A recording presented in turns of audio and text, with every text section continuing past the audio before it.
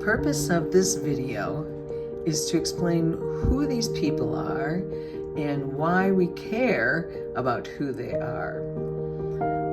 They are people that were born and raised just about 200 years ago.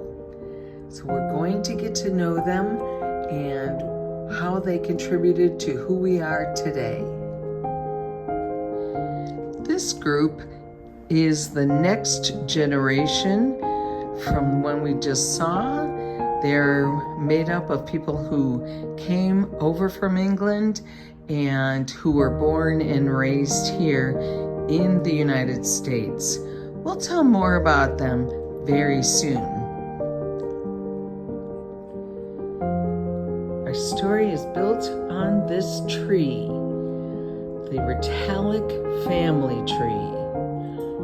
It goes 200 years back and covers seven generations. I haven't even counted. 1, 2, 3, 4, 5, 6, 7 generations.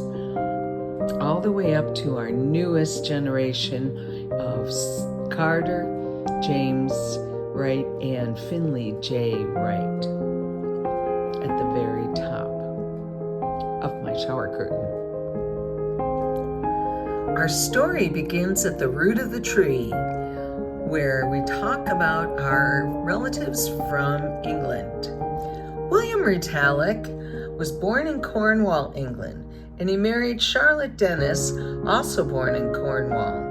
After the War of 1812, the U.S. was offering cheap, quality farmland to the world.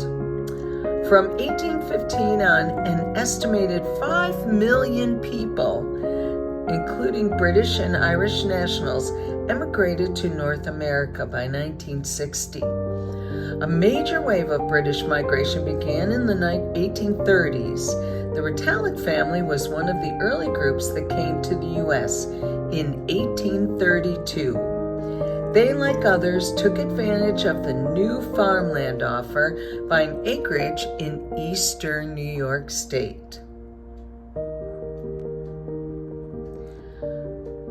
One of William and Charlotte's children was Joseph Retallick. He was born in Cornwall, England in 1831 and came to the U.S. in 1832 with his parents. He grew up in eastern New York State, eventually getting into working on the Erie Canal. By age 20, he had saved enough money to buy his own boat. He moved to Canajoharie in 1862, by which time he owned 3 boats.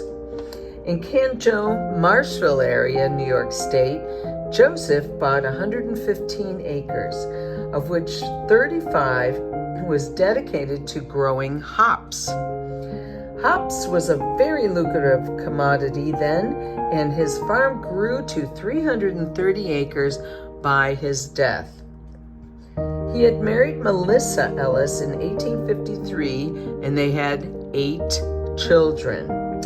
Sadly, some did not survive into adulthood, but later, Joseph divided his land into 3 farms, one run by himself and the other 2 run by his sons, George and William, each having their own. Here's some other pictures of Joseph and Melissa, and here are a couple of pictures of some of the workers or families on the hop farm. They worked very hard. One of the 8 children born to Melissa and Joseph was another Joseph. This time it was Joseph E. Retallick, born in 1859. He grew up and worked on his father's farm, staying in the area. In 1883, he married Carrie Shinneman, born in 1861, whose last name will return again in our story. I do have Carrie's family Bible, where she did a great job of keeping track of the family history.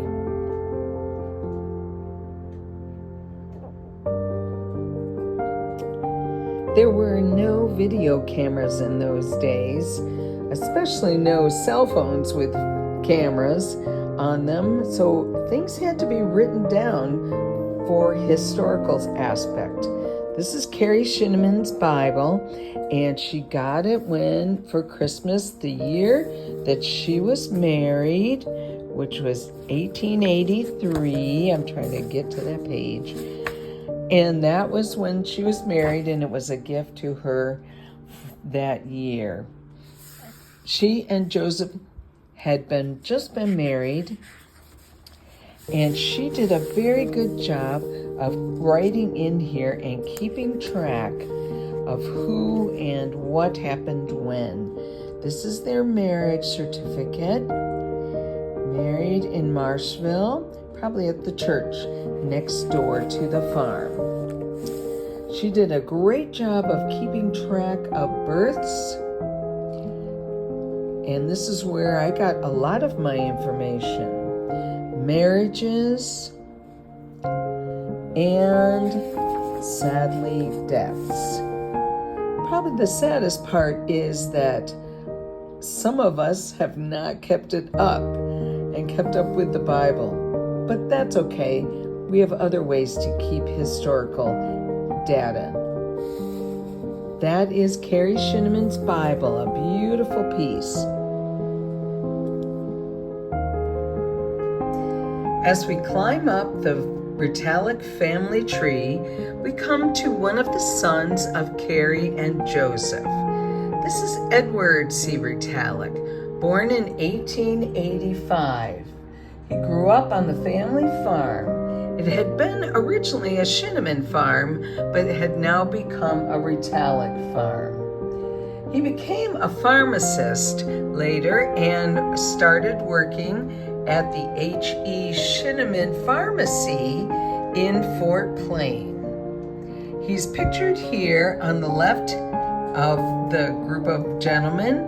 The other two are the owners of the pharmacy, Shinneman and his partner Hubert, leaning against the wall.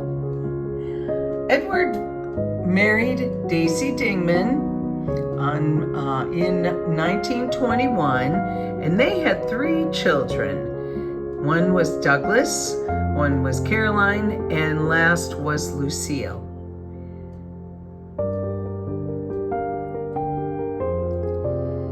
Sadly, Douglas passed away before having children, so the Retallick name died with him. Consequently, only the daughters, Caroline and Lucille, were left to carry on any legacy, mainly through genetics. One of the strongest genes was in the vein of music. Both Caroline and Lucille started college in music.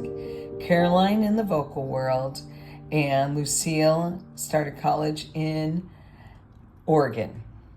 Neither were able to finish school because of family needs, but both continued in their fields, Caroline singing in her church and other choirs in Syracuse, and Lucille playing the organ in her church in Canajoharie. They both performed their skills throughout their lives. As we head up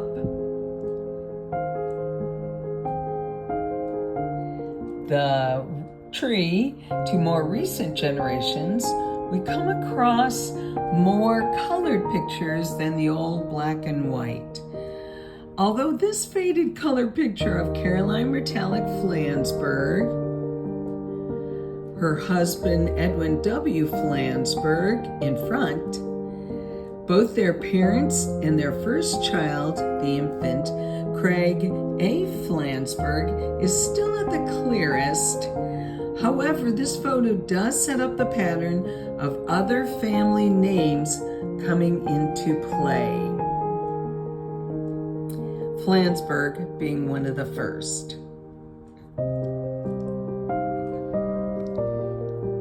Caroline and Edwin were married in 1948 and had 2 children. One was Craig A. Flansburgh, born in 1949. seen here at his baptism with the families, parents, grandparents. And second was Glenda C. Flansburgh, born in 1957, seen here with Grandma Daisy, Caroline, Lucille, sisters, and Craig next to the bassinet, and Edwin, Caroline's husband. Both were essentially raised in Syracuse, New York. Since I am the one making this movie, the rest of the pictures and generations are of me and mine. The rest of the pictures are not faded and can easily be seen compared to that last one.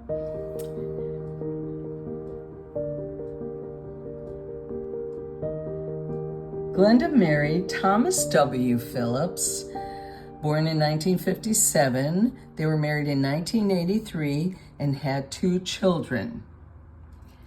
Thomas W. Phillips is from Pennsylvania, where his parents lived in Harrisburg. Here's a picture of Glenda, Tom, and his mother and father. They had 2 children. One was Sarah Elizabeth Phillips, born in 1985, and the other was Daniel Edward Phillips, born in 1988. As of this taping, Daniel is married to Kaylee Wells, born in 1986, and they are both living in Chicago. Sarah married John Wright, who was born in 1986 also, and they are living in Madison, Wisconsin. Sarah had 2 children. One is Carter James Wright, born in 2014. That's Generation Alpha. And his brother, born in Finley J. Wright, and he was born in 2025, Generation Beta. Both of those kids live with their mom and dad in Madison, Wisconsin. That's the end of my video. It is now up to the next generations, future generations, to create the new family tree. It may take them a while to get to it, but I bet it will be great. Thank you for all the generations for their contributions, written and photograph. Here's to